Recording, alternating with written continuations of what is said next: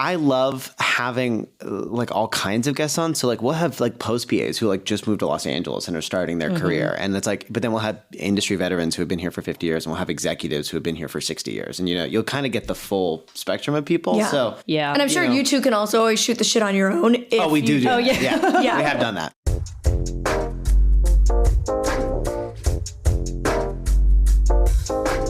Today we're doing something a little different. We sit down with Molly Burke, the author of the autobiography Unseen: How I Lost My Vision But Found My Voice. Molly is a blind content creator who has made major waves across both traditional entertainment and the influencer space. We get into how post-production can better adapt to the needs of the disabled community by involving disabled people at every stage of the process. It's a fascinating discussion where we learn how accessibility isn't a box to check, but a creative edge the industry overlooks and one that can improve and expand the reach of everyone's work. Welcome to this episode of Sips and Clips. My name is Lian McFalls. My name is Michael Susterman. And today we have a very special guest. Molly Burke is here. Molly, do you want to introduce yourself? Hello, my name is Molly Burke. I so badly want to jump in when you both did your names. Be like, You can Molly also. Burke. But I was like, no, it's not your podcast.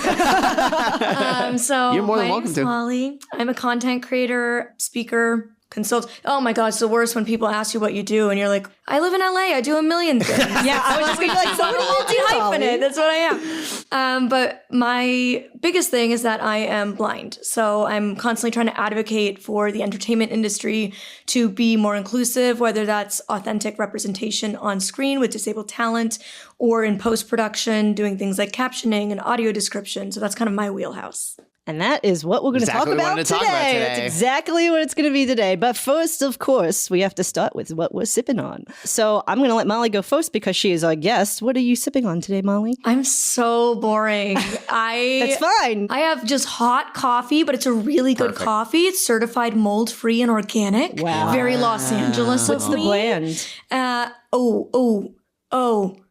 Oh no. Oh, this is the problem when you That's can't okay. read the bag. The bag's on my counter every day, but I never read it. They read you the ingredients, but they don't tell you what it Exactly. actually is. Yeah. It's really Ingredients good. It's really good. good. And then I have it with just coconut milk.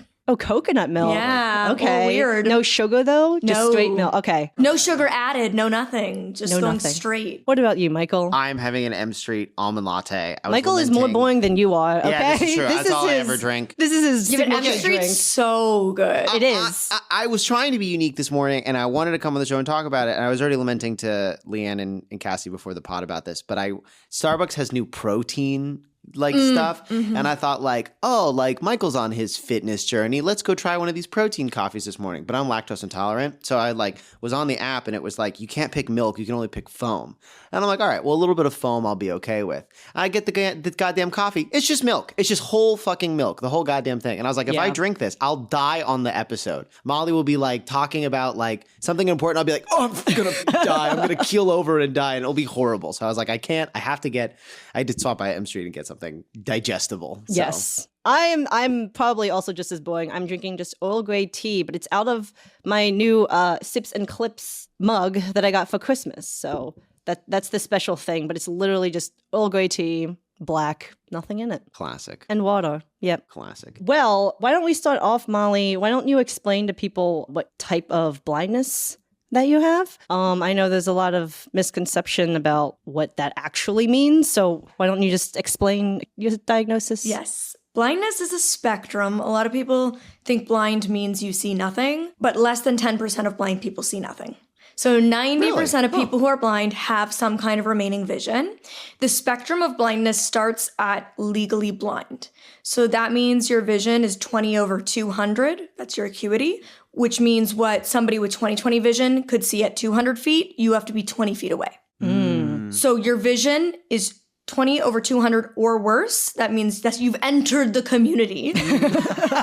Welcome. Yeah, exactly. Is there It's like a welcome a party. It's little really celebration? exciting. Yeah. We release balloons. You can't see them, but it's fine. We do it, or we tell you we do. Can't see them. And then there's also like a different form where it's based on like your field of view. Yeah. So if you have less than like 20 degrees of a visual field, so your visual field is narrower, then you're legally blind as well, even if your acuity is okay. And then Obviously, the far end is total blindness. This is often people who maybe were born without eyes, who've had them surgically removed due to things like eye cancer or a few other conditions. But majority of blindness, you have remaining vision. In my case, I see a little bit of light and a little bit of shadow.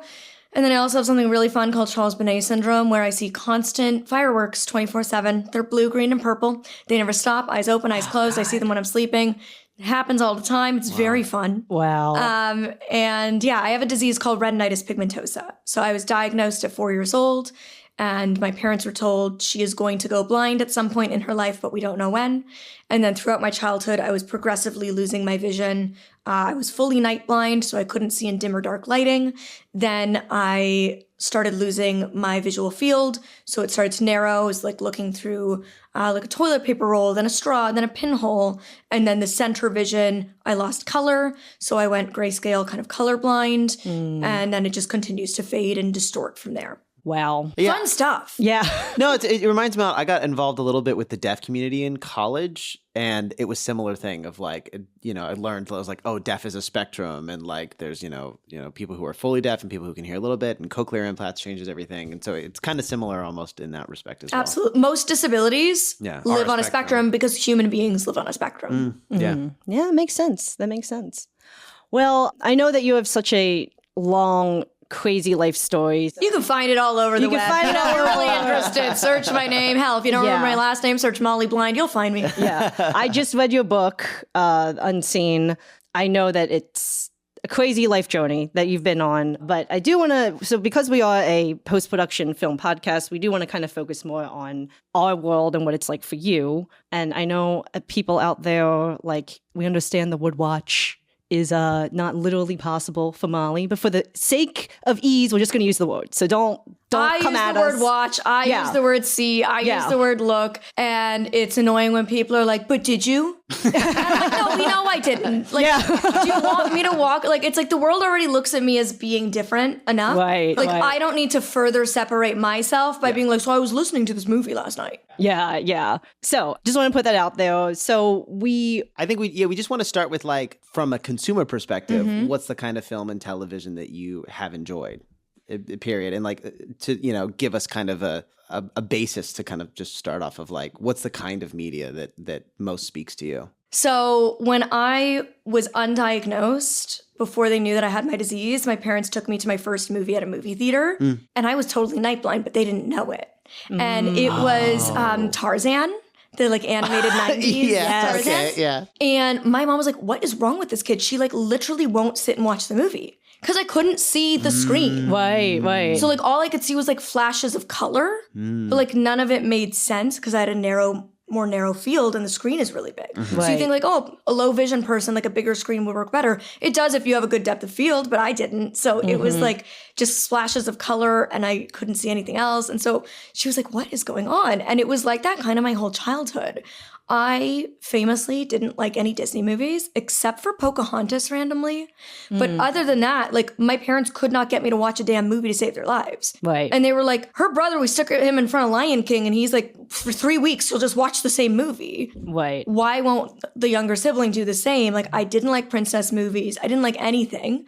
And they couldn't figure it out. And then I was diagnosed and they were like, oh, maybe she's like not seeing enough of what's happening to like really understand the story. And therefore, of course, 2 hours sitting when you're not getting much is super boring for a 3-4-year-old. Right. So throughout my childhood, my parents, like when we would go to a movie theater, my dad and I would sit like closer to the screen and he would be that annoying person like whispering the whole movie because he would be trying to explain it to you and explain everything that I wouldn't be able to see. And I vividly remember when I was 8 years old, I went to see Finding Nemo for a friend's birthday. And that was the first movie I couldn't see a single thing because it was all underwater. So it was very dark colors. Dark blue. There wasn't high color contrast.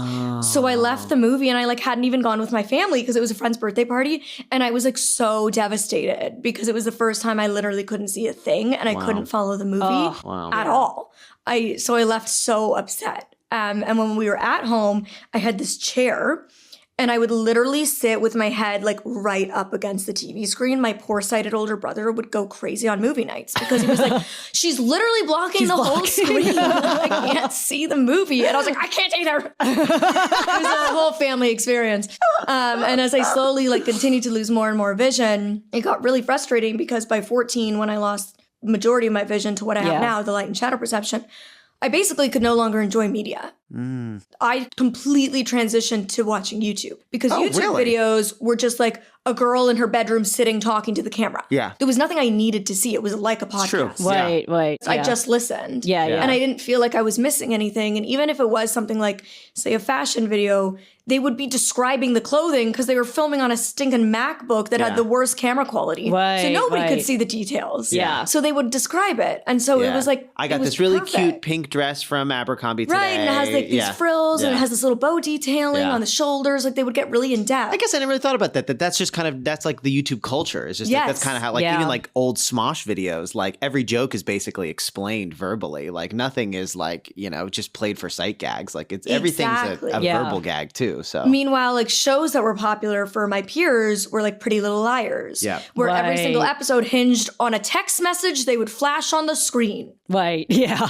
And when you can't see those very important few sentences at the beginning of each episode, you're lost the entire show. Not to mention the very poorly represented blind character, but that's a different story. We'll get there. We'll get there. It's okay. So it was like very frustrating for me. Like I still to this day feel like there's about a decade of media I didn't consume. Yeah. And like if you reference that era of media, I like have no clue because I just didn't watch it. I didn't feel like it was made for me. And then finally, like kind of about a decade ago, Netflix started doing more widely introduced audio description. Yes. They weren't doing it on any of their licensed programming, but on their originals. Okay. And for me, like the moment that it clicked was I had previously tried to watch Orange is the New Black before they introduced AD.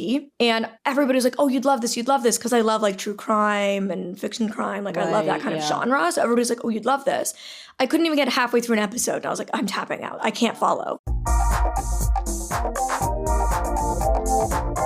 I'm going to show my ignorance here. I don't actually know what audio descriptions are. Do you mind explaining? Yeah, okay. So audio description is a secondary audio track that is added after post or like in post.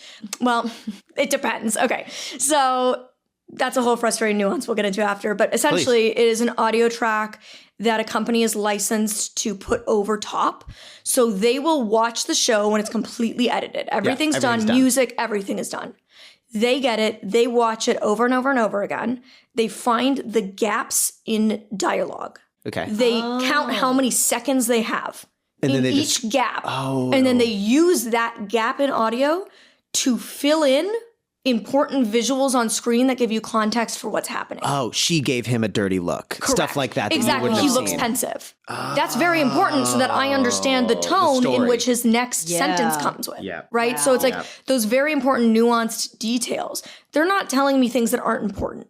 They're only giving me like key visual details that make the story make sense. Like you don't need to know that the car was driving, then it turned right, then left. You just need to know that the car is driving. Exactly. Yeah. So like, or like maybe what it's driving past. Right. Like that might give me context. Or it's like 7 and he's like what's in the box? And then it's like his wife's head is in the box or whatever it is. Like it's an explicit description that would just be seen on screen as opposed to, like what you would see, it's giving me that auditorily. So that is what AD is. So when I got Orange is the New Black with audio description, and I watched the first episode, I was hooked. Yeah. That was the difference. I couldn't get through half an episode without it. But the moment they introduced AD and I went back and watched it, I couldn't stop. And now it's at the point where I'm like, I've gotten a taste of the good stuff. And now you know all of it. Like, I realize how much I truly was missing. Wow. That now I honestly like really won't watch something without audio description, even if I have a sighted person watching with me to do it live. Yeah.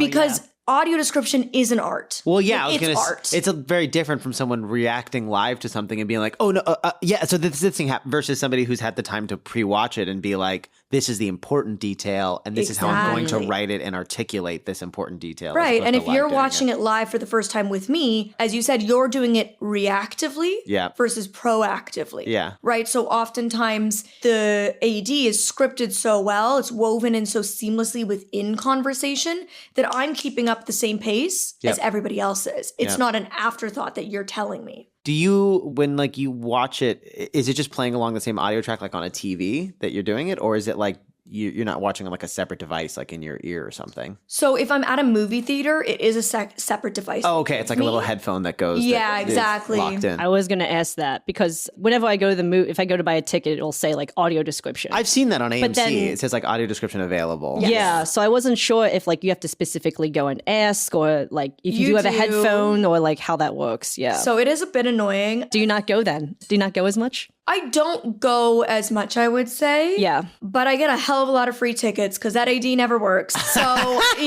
if I do go, I get like 8 movies out of it, 1 ticket price.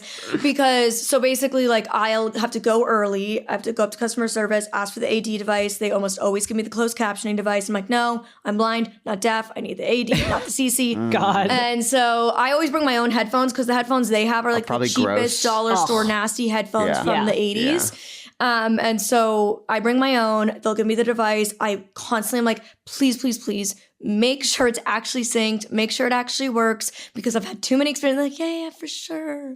And then like, Yeah. it doesn't. And the problem is it doesn't AD the previews. So I have no way of knowing if it works or not until the movie the film starts. Oh, okay. Which means typically what happens is like the 50% of the time that it doesn't work, whoever I'm with then has to leave the theater. Yeah. And it Right. takes them 20 minutes to go to customer service desk, try to work it out. So my partner is missing the movie. Right. They're yeah. not there to describe it to me. So I'm missing the movie because I can't understand what's happening. Yeah. Like it literally just happened over Christmas. We went to see Wicked 2 and it didn't work. So basically by the time he came back, he was like, what happened? I was like, I don't know.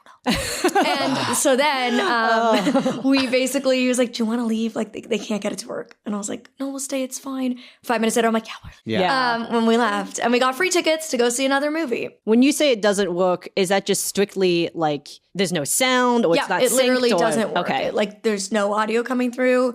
It doesn't sync. The device is so old and hasn't been updated. Slowly, AMC has been updating their devices, Oh, but are of all course these- they're going to like bigger cities first. Oh. All of yeah. these devices are from like the early 2000s or something. And they have If not the been upgraded. 90s. Like it's wow, they're the really 90s? yeah, they don't update them because Wow. I think people really do think like accessibility is an afterthought and like, Yeah. oh, it's so rare that we have somebody come in. Yeah, but we still come in. Yeah. Right, Well, it's so then they also, think that they don't I mean, wanna it's spend also, the it's a money. cycle, right? Like if it's not, of course they're not coming in because the experience is so shitty. So why would they come in versus Yeah. like, Exactly. yeah, if it was more accessible and readily, that would be an additional market of people that would probably be coming in, but are choosing to stay at home and listen to Netflix instead because they know the AD works there. Yes. So at home, like it's just like turning on captions. Like Yeah. there's just a button I've seen that I it. click. I've seen AD on the sound description before. So my partner, my family, like anybody who watches with me listens to it. And what's funny is most of the time they don't even hear it. It's not like, oh, it's really annoying for sighted people.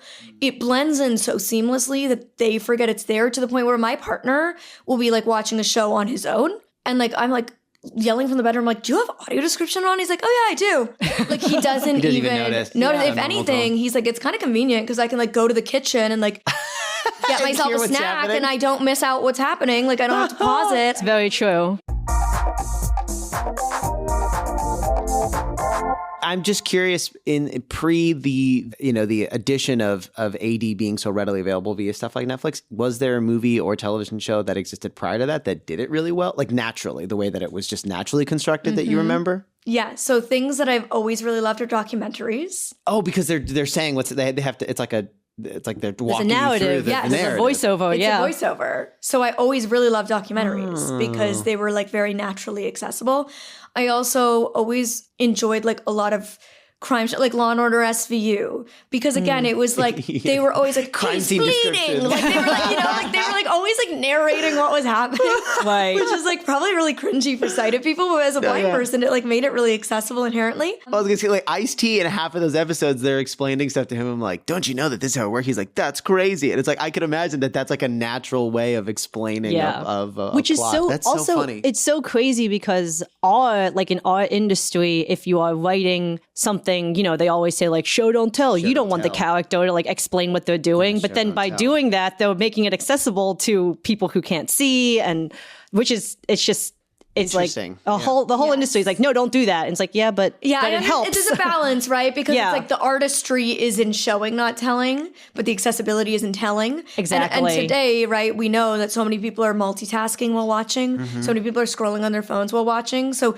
truly like AD and good dialogue like helps everybody. Yeah. But one thing that's interesting is there's a company called Accessible Media Inc. They're out of Canada, where I'm originally from.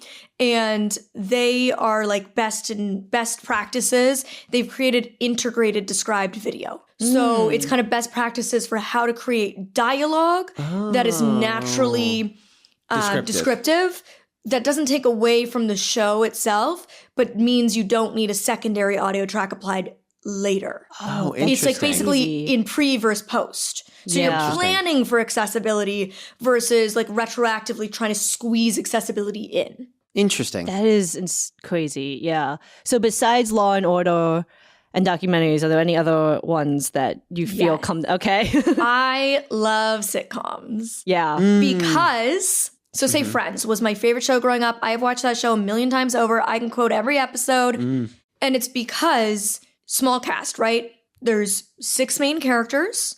The moment I get their voices, and they all have such distinct characteristics to their voice and their tone and their dialogue, that it's really easy for me to pick up on who's who. And then I just have to remember who they are. And then each episode, they maybe introduce like 1 or 2 other people. Right, yeah. There's very limited sets. We've got like the 2 to 3 main apartments and the coffee shop. The odd time they venture out to like the massage parlor or the store that Rachel works at. But for the most part, it's like super self-contained. So and if you hear people talking in the background, you're like, oh, that's the coffee shop. If you hear it's quiet, you're like, oh, that's one of the apartments. Like it's a lot easier to just be like, I can instantly clock where. Because you only have to remember are. like 2, 3 things. Places, yeah. Exactly. So for me, shows that I don't enjoy would be like sci-fi.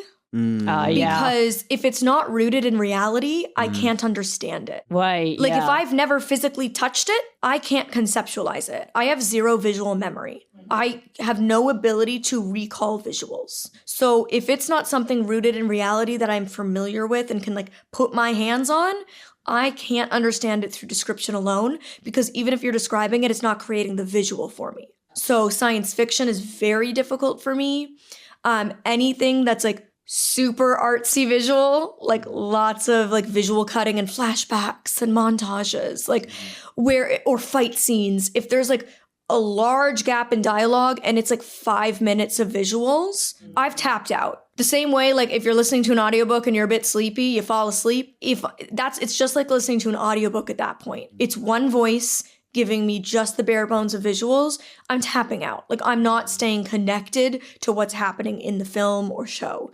So I really prefer dialogue heavy, limited cast, limited location, the same recurring characters over and over again, over like artsy-fartsy, highly visual, which is funny because my partner is a cinematographer. So of course he loves artsy-fartsy visual beauty, like he loves sci-fi. So that's where our taste kind of diverges. Interesting. It is quick. I'd never thought of that either, because if you're saying that it's a sci-fi and there's like an alien, it's like no matter how much you describe that, you can't really grasp what that would look like, because it's just like a brown, but you can't even say a color. I know. I'm thinking, like, it's just like, I'm thinking like a movie like Alien is probably horrendously unaccessible because it's just like it's mostly silent. It's just completely different sets every time. Nightmare. Yeah, absolutely not. Yeah.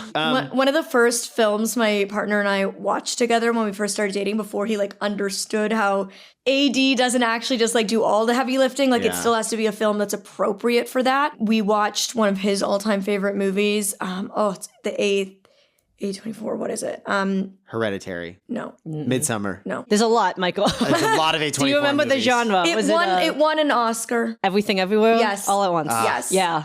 That's gotta be tough. That's a tough one. That's a tough one. I was like there's no amount of AD that's making me want to No. watch that. It was so confusing. It has so like lost. every single thing that you just mentioned that is not good for Which, of course, is why my cinematographer boyfriend loves it. Yeah. And now there's a raccoon on his head controlling him as he cooks meals. Yeah, Yeah. it would not be that. Yeah. Or whenever they shadow the glass and it's Yeah. like you Oh, see he's like in a 10 different different universe. multiple Yeah. reality. Yeah, Yeah. nope, doesn't make sense. You mentioned Netflix. I'm wondering, are there other, this is a new world to all of us.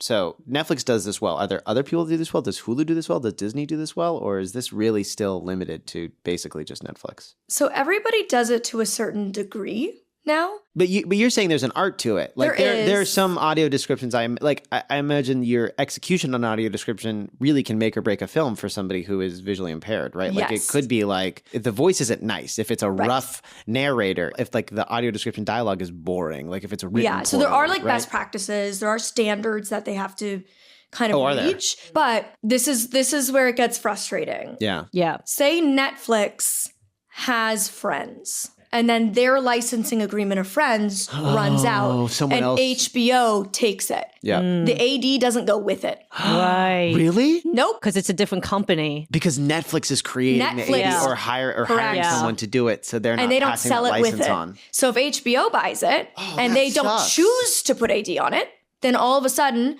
I could be halfway through watching. I could be on season 5 and it switches. So I switch and I get HBO and I've lost the AD. Or they hired a different company to AD it. So the quality is totally different. So Big Bang on HBO, we just finished watching that whole series. Horrible AD. Don't get me wrong, I was glad they had it at all, but it was really bad. It was really, really, really bad. To the point where I was like Googling the company they hired. I was like, it was like, Who I was is like, this? who I gotta is talk to this? the This is person in insane. charge, yeah. They're known for captioning, not for AD. So I was like, well, that checks out. Like, it's like HBO was like, hey, you do our captioning. Could you do this too? They were like, I guess we could. I don't know. Right. It was so bad. No. Every episode, the person doing the AD would change. So the voice would change.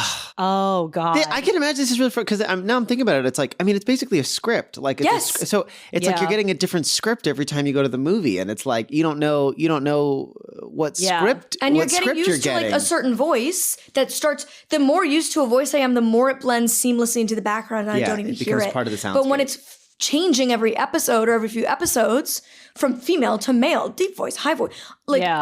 I'm hearing it. You know, like I know it sounds stupid. Of course I'm hearing it, but like truly for me, because my whole world is listening, I forget I'm listening. Right, Like yeah. it is second nature to me to hear it. So the least obvious you can make it, the better. So it's really frustrating when they do things like that. But then it's better than when they don't have it, period, which is also something that frequently happens. So it's really, really annoying. There's also different standards, like audio description standards in England are very different than in America. So in England, I find it super weird when I watch British shows who have been AD'd by British companies because they put a lot more like Is it better? creative flair on it Yeah. than in America. Is that a good thing or a bad thing? I don't like it. Yeah. I don't know if it's just because it's like not what I am used to. So, okay, here's a great example. Say I'm watching Love is Blind on Netflix because I was. And I watched all the like American ones with the American AD, and then I watched when they came out with the British one. I watched that and I had the UK. And this is where I noticed the difference. In the American one, if the boy and a girl are having a conversation, the AD would say, he looks awkward. Okay. The British one for that same scene would say, he looks awkward because of his past.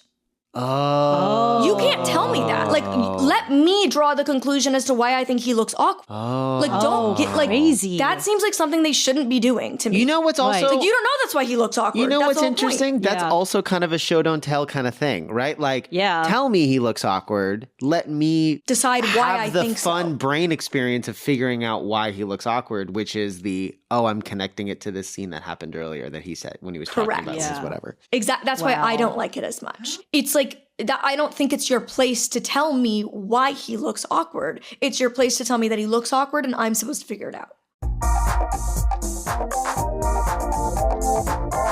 I would like to just state, I guess, for the record that, it's frustrating. Again, it's one of those things like I've never really been exposed to this. So, it's probably just a bit of the ignorance. But like we spend so much time creating assets as part of the post-production pipeline that literally probably less than 1% of people actually use, like HDR video. Constantly one of these things I complain about. Like, we'll spend days doing HDR video. But like, I don't know how much more difficult it would have been like on the movies I worked on to set aside a week and do our own audio descriptions as a post team that gets baked in with the film as part of a package.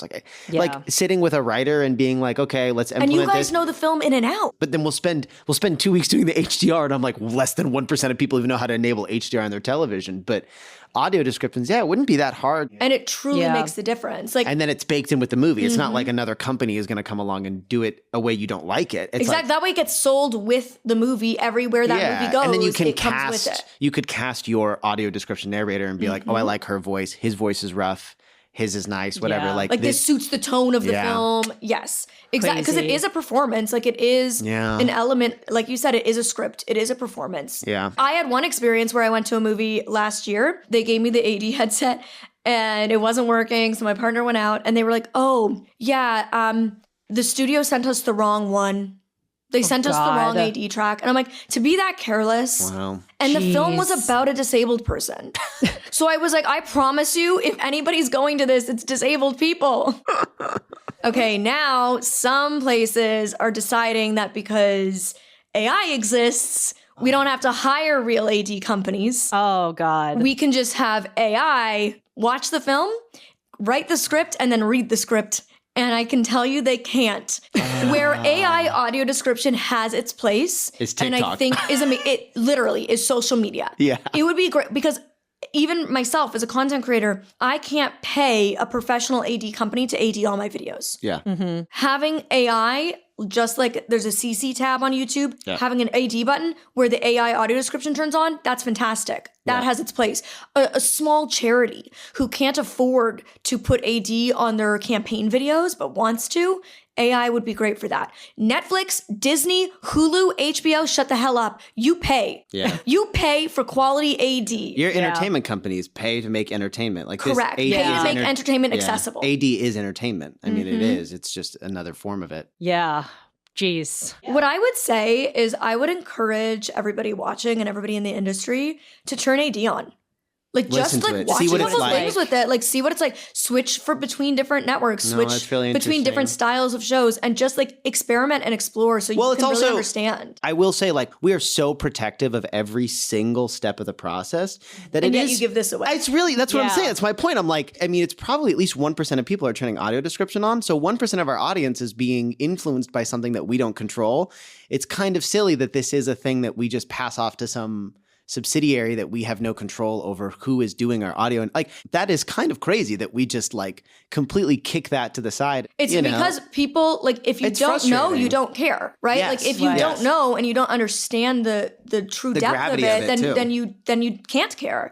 And that's why I do the work that I do. That's why I have these conversations because Yeah. I do believe that most people would care if they know. It's funny because, they're making these films and it's almost like, oh, if this sound effects is wrong, then we're going to lose people, but we're also losing the people that we're not. No, I literally won't catering watch to. something. Like Yeah. if we're going to like rent a Exactly. movie or something, like we will check if it has AD or not before we get it. Yeah, And we won't if it doesn't. Listen, and the amount of blind and low vision people in America is going to double by 2050. Real So, by double by double. 2050? Double by 2050.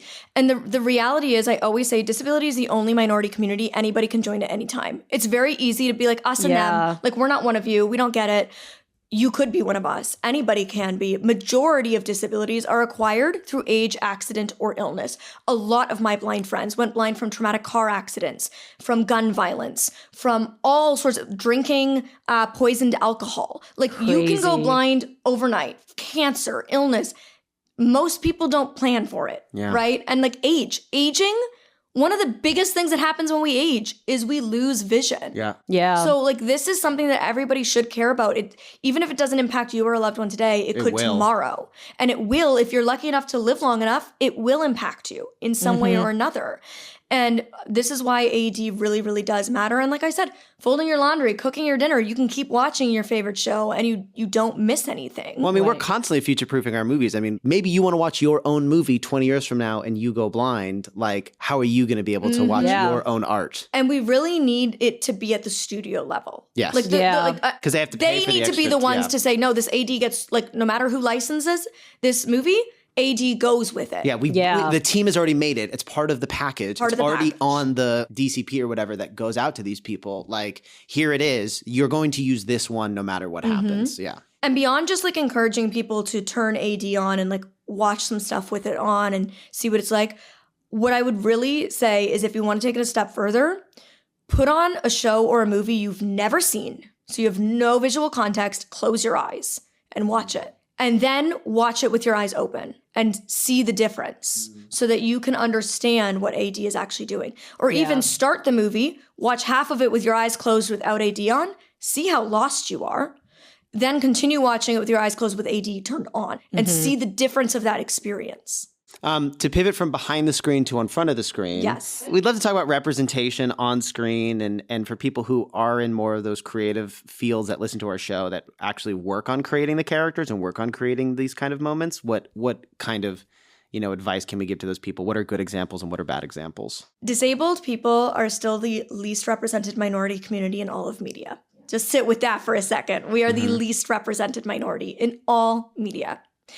And the problem is the sliver of representation we do get, which is about 3.1%, is majority written, directed, and played by non-disabled people. 90% about. Which means it's continuing to perpetuate the stereotypes and the misconceptions because non-disabled people are writing characters based on what they saw in the media, which was written, directed, and played by a non-disabled person. Right. And they continue to create this cycle. So for example, for me as a blind woman, I hear all the time, why don't you wear dark sunglasses? Because what do we see constantly in the movies when a character's blind? Dark sunglasses. What else do I hear? Well, you can't be blind. Your eyes aren't foggy gray. What do we see when blind characters? They put the contacts in that make their eyes a foggy, milky gray. Right. Sure, there are blind people who wear dark sunglasses. Sure, there are blind people who have milky gray eyes. It's not the majority. So why is every blind character falling into one of those two tropes? There are other ways to convey blindness than those. And frankly, it's lazy and it's boring writing to do that. So for me, it really is, I think you have a responsibility when you, as somebody outside of the minority, are sharing these stories to get it right. Because when you get it wrong, you're actually actively harming us. Right. The amount of times that people do not believe that I am blind simply because of how I look is astonishing. Because the only place they've ever seen a blind person is media. And they don't make them look like me. Right, yeah. And so obviously I must be faking. I must be lying. So the media, I understand like it's art. But when that's the only place people have ever seen a blind person, they think it's fact. Because guess what? All the other characters in the show are being played realistically. The lawyer is being played realistically. The doctor is being played realistically. Yeah. So we understand it's a fake doctor, but it's being played like a real. It sounds and looks and talks like the real doctors we see. Right, Yeah, and they make a big point, like even stuff, like on The Pit, right? They're like, it's the most accurate ER show that's ever done. And like the actual medical terminology they use is correct for what would actually be used in those kinds of situations. But are there examples of media where you think they've got it right or that people have done a good job that people can look to as maybe not an example for end all be all, but as a point of inspiration? So for the most part, overwhelmingly, I won't watch a show if it has a blind character because it will piss me off. That's fair. That's fair, though. Yeah. Like I just simply get so irritated because I'm like, that's wrong. That's wrong. And it drives me nuts. I've also had a lot of situations where scripts have been heavily influenced by me. Oh, wow. Because I am a public figure with thousands of free videos that you can watch about my life.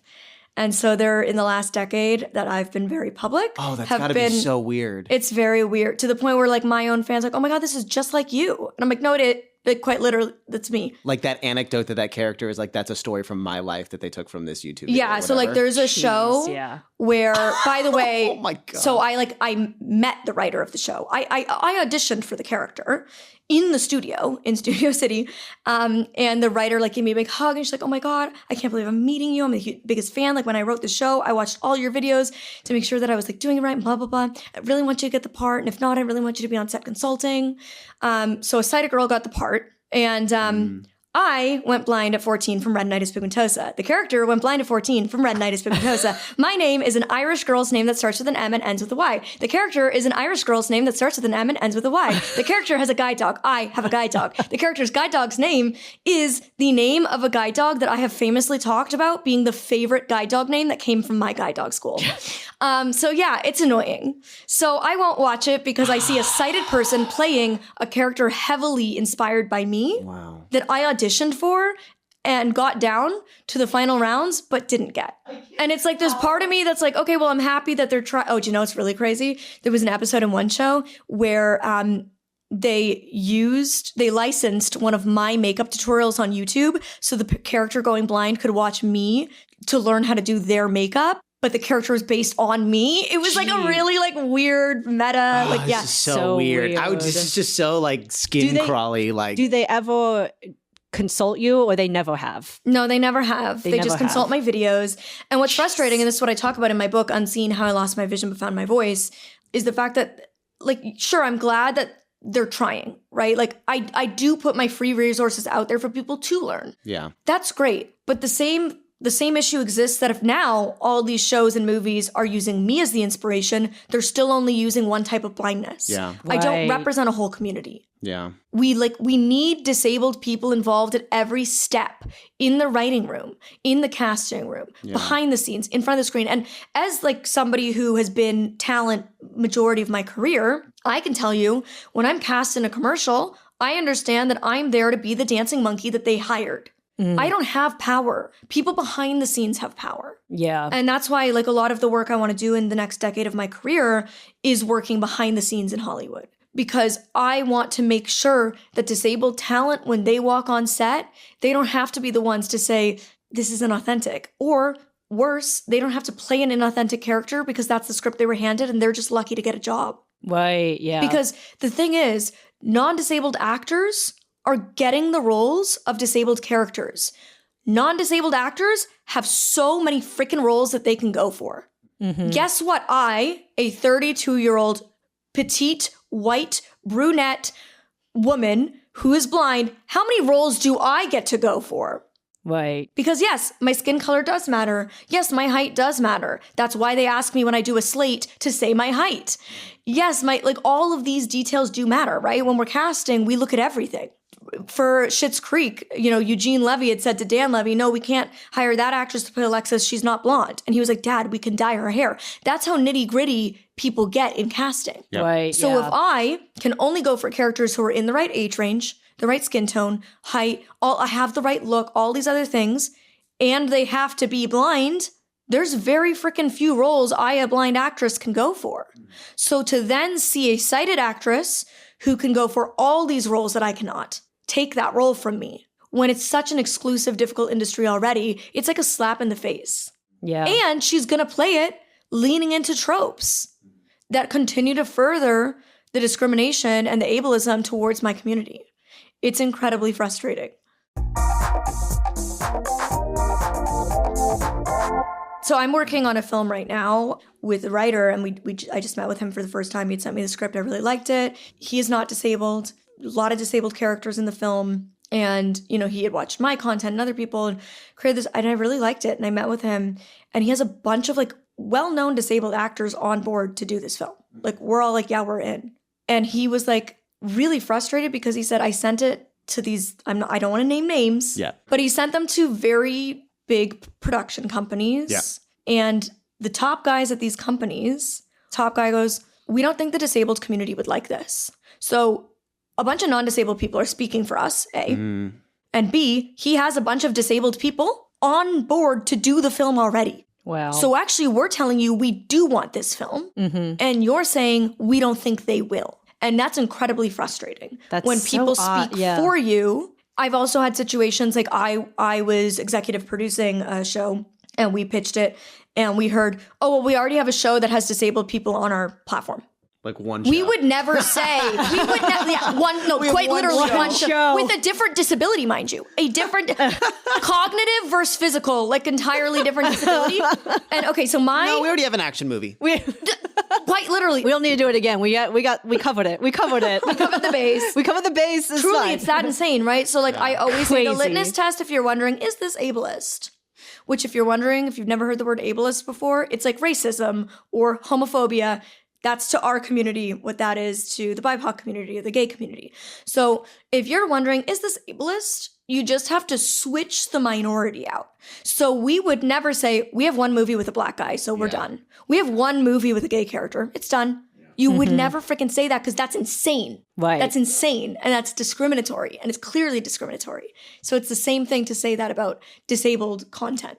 Or saying it's too niche. I know, it's people like, say it's too niche. There's 1 billion disabled people in the world. 1 in 4 Americans live with a disability. Yeah. So to say disability is too niche a topic is insane. It's like pretending Crazy. that like being disabled is the plot of Lord of the Rings. And it's like, we can't do Lord of the Rings again. It's Yeah. like, these aren't the same thing. This Oh is my not God, a specific story. yeah. This is a genre. It's a effectively. genre. Yeah. Exactly. But I would encourage you to look at, I did a video on my YouTube channel, which was all films I recommend Oh, okay, great. made by disabled people, featuring Amazing. disabled people. Love it. So I would recommend going to my YouTube channel and finding that video because I list all of the A bunch of different good movies examples. that I really love. A lot of them are indie. There's some really, really good ones that I love.